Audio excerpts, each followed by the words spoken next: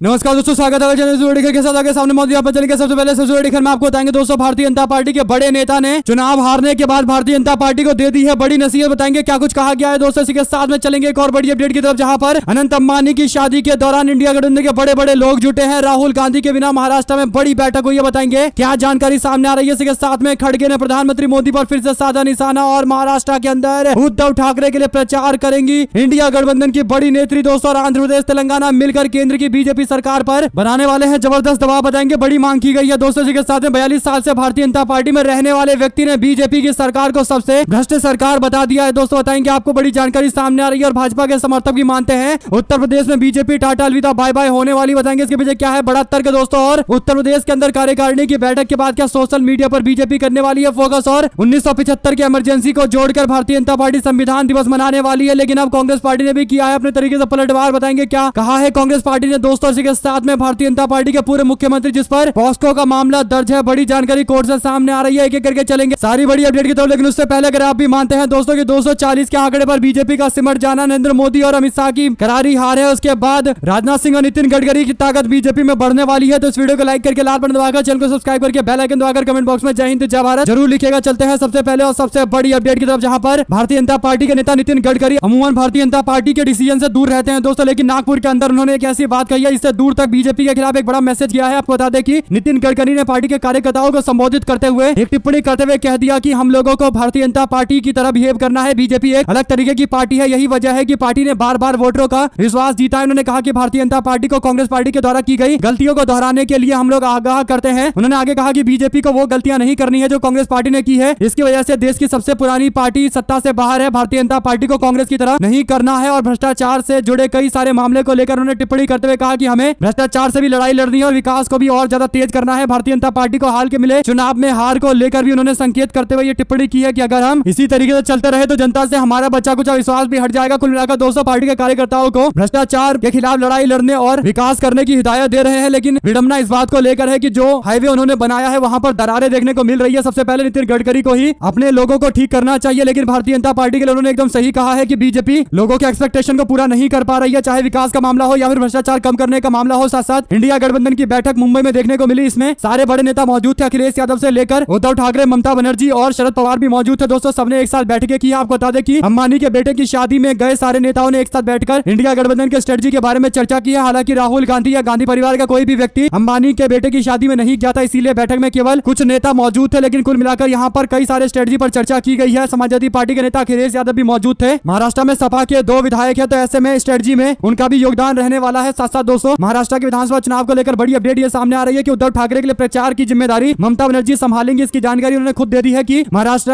Assembly election को लेकर ये पूरी तैयारी है। आप लोगों की जो भी राय हो लिखकर जरूर बताएगा। चलते हैं एक और बड़ी अपडेट की तरफ, जहां पर मल्लिकार्जुन खड़गे ने कहा कि देश की अर्थव्यवस्था से मनमाना खिलवाड़ करना बंद करे भारतीय जनता पार्टी। उन्होंने कहा कि मोदी 10 साल हो गए, आपने अपने पीआर का इस्तेमाल करके सरकार को जनता के मूल मुद्दों से दूर रखा, पर जून 2024 के बाद अब ऐसा नहीं होने दिया जाएगा। जनता अब हिसाब मांग रही है। देश की अर्थव्यवस्था से मनमाना खिलवाड़ नहीं करने दिया जाएगा। जिस तरीके से करप्शन के कई सारे मामले सामने आए, भ्रष्टाचार काफी ज्यादा देखने को मिल रही है दोस्तों। उसके बाद मल्लिकार्जुन खड़गे की ओर से कई सारे बड़े सवाल खड़े किए गए हैं। आप लोगों की जो भी राय हो लिखकर जरूर बताएगा। चलते हैं एक और बड़ी अपडेट की तरफ, जहां पर तेलंगाना और आंध्र प्रदेश ने एकजुटता के साथ अब भारतीय जनता पार्टी की सरकार पर दबाव बनाना शुरू कर दिया है दोस्तों। यही बड़ा कारण है कि दोनों राज्यों ने एक साथ मिलकर डिसीजन लिया है कि वो सेंट्रल गवर्नमेंट पर दबाव बनाएंगे कि नेशनल हाईवे बनाया जाए जो हैदराबाद और विजयवाड़ा को कनेक्ट करे। ये 8 लेन का हाईवे होना चाहिए, स्पीड कॉरिडोर होना चाहिए। इससे दोनों राज्यों के अंदर विकास हो पाएगा। सवाल यह है कि क्या बीजेपी की सरकार मानेगी या फिर टीडीपी को, अब क्योंकि तेलंगाना का समर्थन भी मिल गया है तो भारतीय जनता पार्टी पर दबाव बनाएंगे। जो भी जानकारी आती रहेगी आप तक लगातार पहुंचाएंगे। साथ साथ भारतीय जनता पार्टी में 42 साल तक काम करने वाले पूर्व कैबिनेट मंत्री और बीजेपी के सीनियर नेता मोती सिंह ने अपनी पार्टी की सरकार में अफसरों के कार्यशैली पर जमकर आरोप लगाए हैं। बीजेपी ने प्रतापगढ़ के मतदाता सम्मान समारोह आयोजित किया था, जिसमें मोती सिंह ने गंभीर आरोप लगाते हुए कहा कि मैंने 42 साल तक राजनीति की है, मैंने मेरे राजनीतिक जीवन के 42 साल में तहसील और थानों में ऐसा भ्रष्टाचार नहीं देखा है, हम लोग ऐसा सोच भी नहीं सकते। तो कुल मिलाकर दोस्तों भारतीय जनता पार्टी की वर्तमान सरकार की स्थिति बताते हुए जो तंज उन्होंने कसा है, जो जवाब उन्होंने दिया है, जो दावा उन्होंने किया है, साफ तौर पर भारतीय जनता पार्टी की उत्तर प्रदेश सरकार के लिए ये किरकिरी का मामला है दोस्तों। अपने ही बड़े नेता इस तरीके की पोल खोल रहे हैं। आपकी जो भी राय हो लिखकर जरूर बताएं, क्योंकि भाजपा के लोग भी ये मानते हैं, बीजेपी के कार्यकर्ता भी ये मानते हैं। हालांकि भारतीय जनता पार्टी के बड़े बड़े नेता जो दिल्ली में बैठे हैं वो आज तक सोच रहे हैं कि उनको विपक्ष के द्वारा गलत प्रोपेगेंडा फैलाने के कारण हार मिली है, लेकिन हकीकत कुछ और है। साथ साथ भारतीय जनता पार्टी के समर्थक भी कह रहे हैं कि मैं अभी भी हालात में जो देख रहा हूं मुझे स्पष्ट हो रहा है कि उत्तर प्रदेश के अंदर हम चुनाव हार रहे हैं, बीजेपी के लोग चुनाव हार रहे हैं, चाहे मुझसे कोई असहमत हो या फिर गाली दे, यानी भारतीय जनता जनता पार्टी का समर्थक कह रहा है कि आप मुझसे असहमत हो या गाली दे, लेकिन हम लोग चुनाव आज भी हार रहे हैं। महाराज जी बहुत बढ़िया नेता है, उनसे बेहतर नेता और मुख्यमंत्री पूरे देश में कोई नहीं है, लेकिन शासन प्रशासन के मैनेजमेंट में उनको बहुत मेहनत करनी पड़ेगी। उत्तर प्रदेश के नेताओं को जातीय गुटबाजी संभालने के लिए मेहनत करनी होगी। अपने कार्यकर्ताओं की विधायकी सांसदी को पावर देने की कोशिश की जानी चाहिए ताकि थाने तहसीलों में जनता के काम हो सके। शिक्षकों के मुद्दे पर जरूर सुधार किए जाने चाहिए। बीएलओ को मॉनिटर करना होगा। वोट काट देते हैं। आवारा पशुओं पर सरकार गौशाला बनाने में भी फेल रही है। कुल मिलाकर दोस्तों ये फीडबैक भारतीय जनता पार्टी के लोग उत्तर प्रदेश को लेकर दे रहे हैं। हालांकि भारतीय जनता पार्टी के शीर्ष नेता ये मानने को तैयार नहीं है दोस्तों, और इंडिया गठबंधन की अच्छी स्थिति है। अगर आप भी मानते हैं कि बीजेपी के लोगों को भी हवा में ही देखना चाहिए ताकि 27 के चुनाव में पूरी तरीके से इंडिया गठबंधन भाजपा का समापन कर दे, तो इस वीडियो को लाइक करके लाल बटन दबाकर अपनी राय जो लिखे होता है। चलते हैं एक और बड़ी खबर की तरफ, जहां पर उत्तर प्रदेश के अंदर बीजेपी की कार्यकारिणी की बैठक होने वाली है। न्यूज अखबार वाले दावा कर रहे हैं कि बीजेपी के संगठन मंत्री बीएल संतोष पिछले हफ्ते लखनऊ के दौरे पर थे। यूपी के प्रदेश कार्यकारिणी का एजेंडा उसी समय तय हो गया था। अब उत्तर प्रदेश के अंदर इस बार लोकसभा चुनाव को लेकर फिर से बैठकें होने वाली है। रविवार को बीजेपी कार्यकारिणी की बैठक में कई सारे निर्णय लिए जाएंगे। विपक्ष के खिलाफ सोशल मीडिया पर कैंपेन चलाने की तैयारी पर विचार किया जा सकता है, यानी सोशल मीडिया पर बीजेपी को स्ट्रांग करने के फैसले लिए जा सकते हैं। जो भी जानकारी आती रहेगी आप तक लगातार पहुंचाएंगे दोस्तों, क्योंकि विपक्ष के लोगों को जानना बहुत जरूरी है कि किस तरीके का स्ट्रेटजी बीजेपी के द्वारा बनाया जा रहा है। साथ साथ सुप्रीम कोर्ट के 5 मौजूदा जजों ने सार्वजनिक रूप से प्रेस कॉन्फ्रेंस करके आपकी सरकार को कोर्ट में दखल अंदाजी करने पर सवाल खड़े किए थे। तब संविधान की हत्या नहीं की गई थी क्या, यह सवाल पूछा है मल्लिकार्जुन खड़गे ने। ऐसा इसलिए क्योंकि बीजेपी के लोग 25 जून को संविधान हत्या दिवस मनाने वाले हैं दोस्तों। ऑफिशियल गैजेट में यह इन्फॉर्मेशन दी गई है। साथ साथ कर्नाटक हाईकोर्ट ने पूर्व सीएम येदियुरप्पा को पॉक्सो केस मामले में कोर्ट में पेश होने से छूट दे दी है। कर्नाटक हाईकोर्ट ने शुक्रवार को पूर्व मुख्यमंत्री और बीजेपी के वरिष्ठ नेता बीएस येदियुरप्पा को उनके खिलाफ पॉक्सो के मामले को रद्द करने की मांग वाली याचिका सुनाई है। फिलहाल इसे 26 जुलाई तक के लिए स्थगित कर दिया गया। इस मामले के संबंध में 15 जुलाई को बेंगलुरु की अदालत में व्यक्तिगत रूप से पेश होने से उन्हें छूट दे दी गई है। दोस्तों सवाल ये उठता है कि क्या नेता होने के कारण ऐसा किया गया, क्योंकि सबको इस तरीके की छूट नहीं मिलती है। इसी के साथ में भारतीय जनता पार्टी संविधान हत्या दिवस मनाने वाली है, तो कांग्रेस पार्टी ने फैसला लिया है कि 4 जून को मोदी मुक्ति दिवस मनाया जाएगा। संविधान हत्या दिवस पर कांग्रेस पार्टी के नेता जयराम रमेश की ओर से यह जानकारी दी गई है। इसी के साथ में जिस इमरजेंसी को लेकर बीजेपी के लोग सेलिब्रेट कर रहे हैं दोस्तों, से लेकर बड़ी जानकारी सामने आई है। डीके शिव कुमार ने कहा कि इमरजेंसी के बाद कांग्रेस पार्टी ने पूरे भारत पर राज किया था। इंदिरा गांधी से लेकर राजीव गांधी, मनमोहन सिंह और नरसिम्हा राव सबको जनता ने शासन करने का अधिकार दिया था। ऐसे भारतीय जनता पार्टी के लोगों की ओर से केवल भ्रम फैलाया जा रहा है। साथ बिहार के लोकसभा इलेक्शन के रिजल्ट को अगर आप विधानसभा में कन्वर्ट करेंगे तो जनता दल यूनाइटेड को सबसे ज्यादा 74 असेंबली सीटों पर जीत मिल सकती है। भारतीय जनता पार्टी को 67 और चिराग पासवान की पार्टी को 29 सीटों पर और हम पार्टी को 4 सीटों पर, आरजेडी को 36 सीटों पर जीत मिल रही है। कांग्रेस पार्टी को 12 पर, लेफ्ट को 13 पर, वीआईपी पार्टी को 1 पर और एनडीए गठबंधन 174 के आसपास, महागठबंधन 62 के आसपास आकर सिमटने वाला है। ऐसे में सवाल यह है कि क्या महागठबंधन पूरे मामले पर सही से स्ट्रेटजी बनाकर आगे बढ़ेगा, क्योंकि बिहार को लेकर यह चिंता का विषय है। साथ कई जगह कांग्रेस पार्टी का नीट के खिलाफ लगातार आंदोलन जारी है दोस्तों। राजस्थान कांग्रेस एनएसयूआई के छात्र लगातार नीट परीक्षा को लेकर विरोध कर रहे हैं। सोशल मीडिया पर कई सारे वीडियो देखे जा सकते हैं। साथ साथ जयराम रमेश बोले, कहा आरएसएस बीजेपी का स्टैंडर्ड ऑपरेटिंग प्रक्रिया क्या है। पहला ये कि दिल्ली यूनिवर्सिटी के लॉ फैकल्टी से यह प्रस्ताव दिलवाया गया कि मनुस्मृति को पढ़ाया जाए। दूसरा ये कि जैसे कि अनिवार्य रूप से होना ही था, जोरदार विरोध हुआ और आपत्ति दर्ज की गई। दिल्ली विश्वविद्यालय के कुलपति ने प्रस्ताव खारिज कर दिया। शिक्षा मंत्री उसका समर्थन करते हैं। नेक इंसान और कुबुद्ध इंसान के ड्रामे का उद्देश्य पूरा हुआ। इस नौटंकी से किसी को बेवकूफ नहीं बनाया जा सकता। नॉन बायोलॉजिकल प्राइम मिनिस्टर और शिक्षा मंत्री ने इस पूरे घटनाक्रम के माध्यम से ट्रायल बैलून छोड़ा है। किसी भी तरीके से भ्रम में ना रहे, ये सिर्फ शुरुआत है। यानी फिर से इस तरीके की चीजें करने का आगे भी प्रयास करते रहेंगे, लेकिन इसी तरीके से विरोध होना बहुत जरूरी है, क्योंकि ये ट्रायल किए जा रहे हैं कि लोग विरोध करते हैं कि नहीं करते हैं। साथ संविधान की हत्या को लेकर बीजेपी के लोग प्रोपेगेंडा फैलाने की कोशिश कर रहे थे और उल्टा कांग्रेस पार्टी को घेरने का प्रयास कर रहे थे, लेकिन कांग्रेस पार्टी की नेत्री भी अपनी पूरी तैयारी के साथ गई थी। किसकी औकात है इस देश में संविधान की हत्या करने की, ये देश उठ खड़ा हुआ है। मानक गुप्ता के सवाल पर सुप्रिया सिनेट ने जोरदार तरीके से सुनाते हुए कह दिया कि हमारा स्टैंड बदलता तो हम मौका परस्त होते, लेकिन हम मौका परस्त नहीं है। बीजेपी की तरह हम बीजेपी नहीं है, इंडियन नेशनल कांग्रेस हम लोग बदलते नहीं है। हम लोग हमेशा से संविधान के समर्थन में खड़े रहे और इस बार की जनता ने भारतीय जनता पार्टी के खिलाफ इसलिए वोट दिया है क्योंकि बीजेपी के लोग संविधान बदलने की कोशिश कर रहे थे और इस तरीके का बयान दे रहे थे। साथ फतेहाबाद में आयोजित धन्यवादी कार्यक्रम सम्मेलन को संबोधित करते हुए लोकसभा चुनाव में शानदार प्रदर्शन पर कांग्रेस पार्टी के प्रत्याशी को जीत दिलाने के लिए मतदाताओं और कार्यकर्ताओं का आभार व्यक्त करने के लिए पहुंचे भूपेंद्र सिंह हुड्डा और हरियाणा के विधानसभा चुनाव को लेकर भी तैयारी करते हुए उन्होंने एक साथ एकजुटता के साथ आगे बढ़ने के लिए कहा है और 15 सवालों की चार्जशीट बीजेपी के सामने रखी है। कांग्रेस पार्टी की घोषणा पत्र को जनता तक पहुंचाने के लिए हरियाणा मांगे हिसाब के नाम से कार्यक्रम चलाए जा रहे हैं दोस्तों। यानी कांग्रेस पार्टी 2 तरीके की स्कीम पर काम कर रही है। पहला, बीजेपी सरकार की विफलता गिरवाने के लिए हरियाणा मांगे हिसाब नाम से कार्यक्रम चलाया जा रहा है। 15 सवाल पूछे जा रहे हैं और कांग्रेस पार्टी का घोषणा पत्र भी पहले तैयार किया जा रहा है। दोनों को जनता के बीच में ले जाया जाएगा। इसी के साथ में क्या स्मृति ईरानी ने बंगला खाली करने के बाद 5 रुपए वाला कुरकुरे खरीदा है दोस्तों। सोशल मीडिया पर कई सारे वीडियो शेयर किए जा रहे थे। इस पर जब जांच पड़ताल की गई तो पता चला कि ये पुराना कोई मामला है और इसका अभी की स्थिति से कोई लेना देना नहीं है। इसी के साथ में बीजेडी के कई सारे एमएलए अब उड़ीसा के अंदर भारतीय जनता पार्टी ज्वाइन कर सकते हैं दोस्तों। बीजेपी के लोग तेलंगाना के अंदर बीआरएस पार्टी का समर्थन करते हुए कहते हैं कि कांग्रेस पार्टी तेलंगाना में बीआरएस पार्टी को तोड़ रही है, लेकिन अब उड़ीसा में भी नवीन पटनायक की पार्टी के कई सारे एमएलए को साथ में लाने के लिए भारतीय जनता पार्टी की ओर से प्रयास किए जा रहे हैं। ऐसी जानकारी लोकल मीडिया में दी जा रही है। आगे जो भी अपडेट आती रहेगी आप लगातार पहुंचाएंगे। साथ साथ एप्पल ने 2 भारतीय लोगों को पेगासस जैसे सॉफ्टवेयर के इस्तेमाल और उसके हमले को लेकर चेतावनी भेजी है। समृद्ध भारत फाउंडेशन के निदेशक पुष्पाराज देश पांडे और पीपल्स डेमोक्रेटिक पार्टी के प्रमुख महबूबा मुफ्ती की बेटी इलीजा मुफ्ती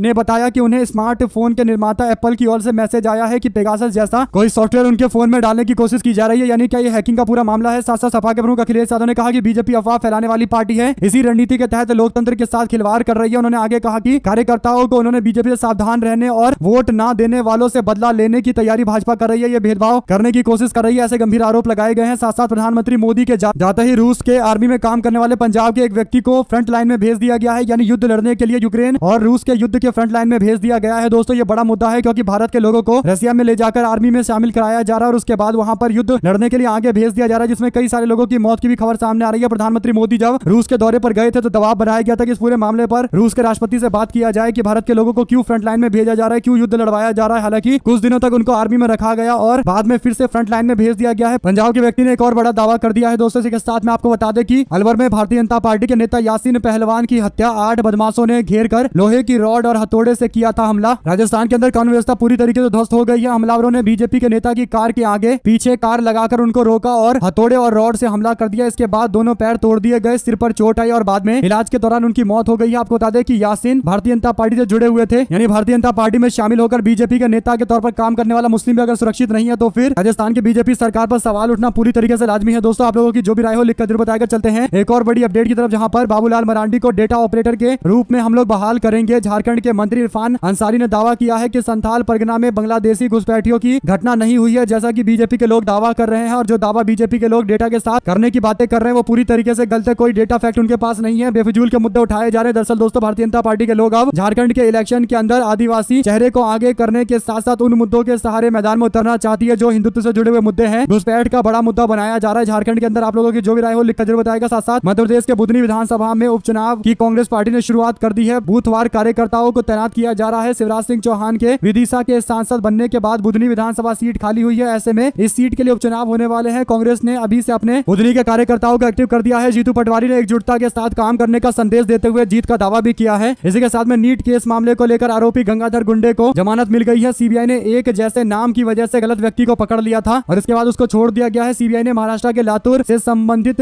मामले में एन गंगाधर अप्पा नाम के एक व्यक्ति को गिरफ्तार कर लिया था। वहीं पर गंगाधर गुंडे को 30 जून को बेंगलुरु में गिरफ्तार किया गया था। हालांकि बाद में पता चला कि गलत व्यक्ति को गिरफ्तार किया गया है, उसके बाद अब इसको छोड़ दिया गया है। साथ साथ दोस्तों समृद्धि हाईवे जो बनाया गया था, जिसे लेकर भारतीय जनता पार्टी के लोग नरेंद्र मोदी और नितिन गडकरी बड़ी बड़ी बातें कर रहे थे, उस हाईवे पर बहुत बड़ी दरारें देखने को मिल रही है। जहां तहां दरारों की स्थिति इतनी भयावह है कि ऐसा लग रहा है कि किसी नॉर्मल सड़क पर ये कोई दरारें आई है। कोई नेशनल हाईवे, कोई एक्सप्रेस हाईवे नहीं है, बल्कि नॉर्मल कोई रोड है। लेकिन हकीकत यह है दोस्तों की एक्सप्रेस वे बनाया गया था जिसकी स्थिति इतनी बुरी हो चुकी है। कांग्रेस पार्टी ने कहा कि इसी टूटी सड़क के लिए आपसे 422 करोड़ रुपए वसूले गए हैं, यानी जनता से वसूली की गई है। लेकिन इसके एवज में क्या मिला है? टूटी फूटी सड़क जनता को दी गई है। साथ साथ जयपुर में भारतीय जनता पार्टी की बैठक होने वाली है। विधायक, सांसद, मंत्री सहित 8000 कार्यकर्ता इसमें शामिल होंगे। शिवराज सिंह चौहान करेंगे केंद्र की नुमाइंदगी। राजस्थान की राजधानी जयपुर के अंदर 13 जुलाई को भारतीय जनता पार्टी की एक बड़ी बैठक होने वाली है। इस बैठक में बीजेपी के विधायक, सांसद, मंत्री सहित करीब 8000 कार्यकर्ता शामिल होंगे। वहीं पर केंद्रीय कृषि मंत्री शिवराज सिंह चौहान इसका नेतृत्व करने वाले और आज ही उपचुनाव के रिजल्ट सामने आएंगे। जो भी जानकारी आती रहेगी आप लगातार पहुंचाते रहेंगे। चलते हैं एक और बड़ी अपडेट की तरफ, जहां पर फारूक अब्दुल्ला को लेकर भारतीय जनता पार्टी के लोगों ने अभद्र टिप्पणी का सहारा लिया है। दोस्तों भारतीय जनता पार्टी के राष्ट्रीय महासचिव तरुण चुग ने नेशनल कॉन्फ्रेंस के नेता फारूक अब्दुल्ला और उमर अब्दुल्ला पर तीखा निशाना साधते हुए बयान जारी करते हुए फारूक अब्दुल्ला और उमर अब्दुल्ला को भारत में पड़ोसी देश पाकिस्तान का राजदूत बता दिया। आपको बता दें कि बीजेपी ने राष्ट्रीय महासचिव चुग को जम्मू कश्मीर के लिए पार्टी का प्रभारी भी बनाया हुआ है। बता दें आपको कि तरुण चुग ने ऐसा बयान क्यों दिया है, इसे लेकर सवाल खड़े किए गए हैं, क्योंकि जम्मू कश्मीर के कई बार मुख्यमंत्री रहे हैं फारूक अब्दुल्ला और उनका परिवार हमेशा से भारत की राजनीति में सक्रिय रहा है। ऐसे में उनको पाकिस्तानी एजेंट बताना साफ तौर पर राजनीतिक गिरावट की निशानी है। भारतीय जनता पार्टी के नेताओं के द्वारा यह नैतिकता से इतर दी गई टिप्पणी है। आपकी जो भी राय हो लिखकर जरूर बताएगा। साथ साथ दोस्तों यूपी में गैर मान्यता प्राप्त मदरसों के छात्रों को सरकारी स्कूल में भेजे जाने के आदेश के बाद जमीयत उलेमाए हिंद के लोगों ने इसे असंवैधानिक बताया है। उत्तर प्रदेश सरकार ने राज्य के सभी सरकारी अनुदान प्राप्त मदरसों में पढ़ने वाले गैर मुस्लिम छात्र छात्राओं और गैर मान्यता प्राप्त मदरसों के सभी विद्यार्थियों को बेसिक शिक्षा परिषद के स्कूलों में प्रवेश देने का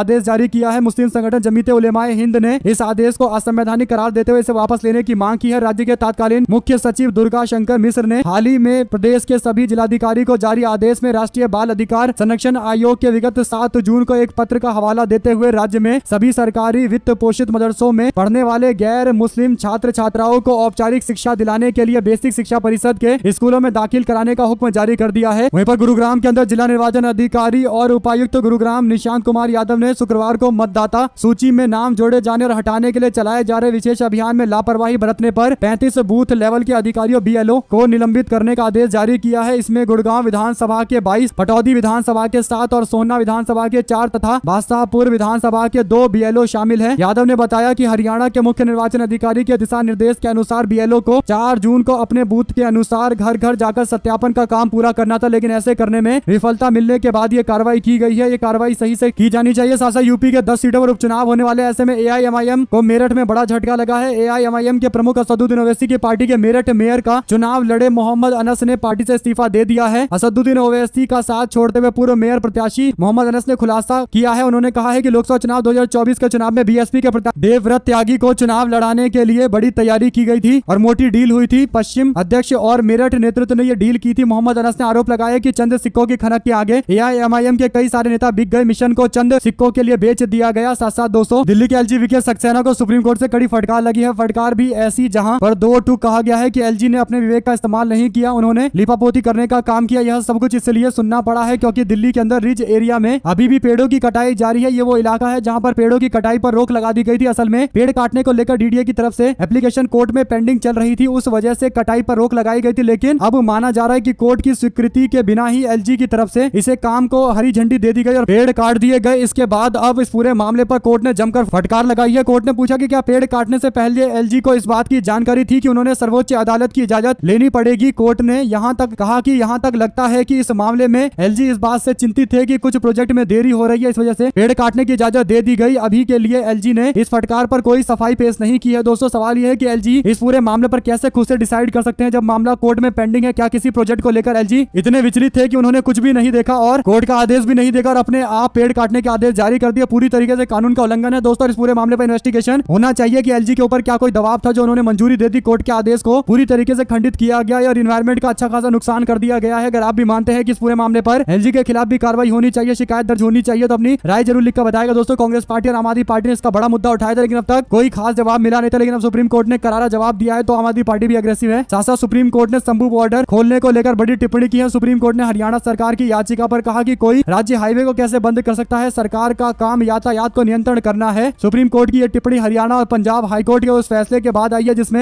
एक हफ्ते में शंभू बॉर्डर खोलने का आदेश दिया गया था। इसके बाद किसान संगठन भी एक्टिव हो गए, अपनी बैठकें शुरू कर दी गई है। अंबाला में भारतीय किसान यूनियन भगत सिंह के राष्ट्रीय अध्यक्ष अमरजीत सिंह मोहड़ी ने गुरुवार को कहा कि शंभू बॉर्डर खुलेगा तो एक कॉल देकर दिल्ली तक चलेंगे, यानी आंदोलन को फिर से स्टार्ट किया जाएगा। इसमें कोई दो राय नहीं है कि सरकार से जब तक मांग पूरी नहीं होगी तब तक ये आंदोलन लगातार निरंतर जारी रहेगा और अभी भी किसानों का आंदोलन चल रहा है। कभी भी कॉल दिया जा सकता है और यह आंदोलन और ज्यादा बड़ा हो सकता है। साथ साथ तेलंगाना में भारत राष्ट्र समिति की मुश्किलें कम होने का नाम नहीं ले रही है। अब उसके एक और नेता ने तेलंगाना में सत्ताधारी पार्टी कांग्रेस पार्टी का दामन थाम लिया है। तेलंगाना के राजेंद्र नगर विधानसभा सीट से 4 बार के विधायक रहे T प्रकाश गौड़ ने कांग्रेस पार्टी में शामिल होने का फैसला लिया है। आंध्र प्रदेश के तिरुमला मंदिर में दर्शन करने के बाद कांग्रेस पार्टी में शामिल होने का फैसला लिया। प्रकाश गौड़ विधायकों के उस प्रतिनिधिमंडल का हिस्सा थे जिसने हाल ही में BRS प्रमुख के चंद्रशेखर राव से मुलाकात करके अपना समर्थन देने की बात कही थी। उन्होंने ऐसा इसलिए किया था क्योंकि ऐसी अफवाहें चल रही थी कि कई पार्टी के विधायक पार्टी छोड़ सकते हैं। अब एक सप्ताह के भीतर इन्होंने अपना मन बना लिया और कांग्रेस पार्टी में शामिल हो गए। पूर्व मुख्यमंत्री के चंद्रशेखर राव के नेतृत्व वाली BRS को वफादारी का संकट का सामना करना पड़ रहा है। हाल फिलहाल में कई सारे नेताओं ने पलटी मारी और कांग्रेस पार्टी का दामन थाम लिया है। पार्टी ने राज्य की 17 लोकसभा सीटों में से एक भी सीट पर जीत दर्ज नहीं की थी। इसके बाद BRS पार्टी को कमजोर बताया जा रहा है और BRS पार्टी अब खुद KCR चला नहीं रहे तो उनके बेटे को कोई नेता मानने को तैयार नहीं है। आप लोगों की जो भी राय हो दोस्तों इस पूरे मामले पर लिखकर जरूर बताएगा। चलते हैं एक और बड़ी अपडेट की तरफ, जहां पर ऐसा लग रहा है कि राजस्थान की कानून व्यवस्था भारतीय जनता पार्टी के नेताओं से संभल नहीं रही। दोस्तों, भारतीय जनता पार्टी की राज्य सरकार पूरी तरीके से विफल है। ऐसा इसलिए एक तो BJP के नेता की हत्या कर दी गई और दूसरा करणी सेना के जयपुर दफ्तर में आपसी विवाद में चली गोली, मौके पर पुलिस मौजूद रही है। आपको बता दें कि करणी सेना के सबसे बड़े व्यक्ति की कुछ दिनों पहले ही हत्या कर दी गई थी और तब से BJP सरकार राज्य की सरकार के कानून व्यवस्था को लेकर सवाल खड़े होते आए हैं और अभी ये फिर एक और मामला सामने आया है। आप लोगों की जो भी राय हो दोस्तों लिखकर जरूर बताएगा कि आपको लगता है कि राजस्थान में BJP से कानून व्यवस्था संभल रही है, नहीं संभल रही है। वहीं आंध्र प्रदेश के पूर्व मुख्यमंत्री के खिलाफ बड़ी कार्रवाई की गई है। पूर्व मुख्यमंत्री जगन मोहन रेड्डी और 2 IPS अधिकारियों के खिलाफ हत्या के प्रयास का आरोप लगाया गया है और मामला दर्ज किया गया है। आपको बता दें कि आंध्र प्रदेश पुलिस ने तेलुगु देशम पार्टी के एक विधायक की शिकायत पर पूर्व मुख्यमंत्री YS जगन मोहन रेड्डी और भारतीय पुलिस सेवा IPS के 2 वरिष्ठ अधिकारियों के खिलाफ मामला दर्ज किया है। दोनों सेवानिवृत्त है। दोस्तों, सवाल उठता है कि क्या अब जानबूझकर ऐसा किया जा रहा है? TDP की सरकार बन गई है तो YSRCP को जानबूझकर परेशान किया जा रहा है। आपका क्या मानना है लिखकर जरूर बताएगा, क्योंकि YSRCP और तेलुगु देशम पार्टी के कार्यकर्ता जिस तरीके से एक दूसरे के खिलाफ एग्रेसिव दिखाई देते हैं और जिस तरीके से नेताओं के बयान में तीखेपन दिखाई देता है, इसका साफ मतलब ये था कि आने वाले दिनों के अंदर कुछ बड़ा होने वाला है दोस्तों। वैसा ही हुआ, मामले दर्ज किए गए हैं, अटेम्प्ट टू मर्डर के मामले दर्ज किए गए और हो सकता है आने वाले दिनों के अंदर कोई मर्डर का ही मामला दर्ज कर दिया जाए, क्योंकि काफी ज्यादा विवादित राजनीति है आंध्र प्रदेश के अंदर। और YSRCP की सरकार में TDP के नेता चंद्रबाबू नायडू को जेल में भी डाला गया था। दोस्तों आप लोगों की जो भी राय हो लिखिए जरूर। बहुत बहुत धन्यवाद जुड़े रहने के सभी दोस्तों, भाइयों, बहनों, मित्रों का। जय हिंद, जय भारत।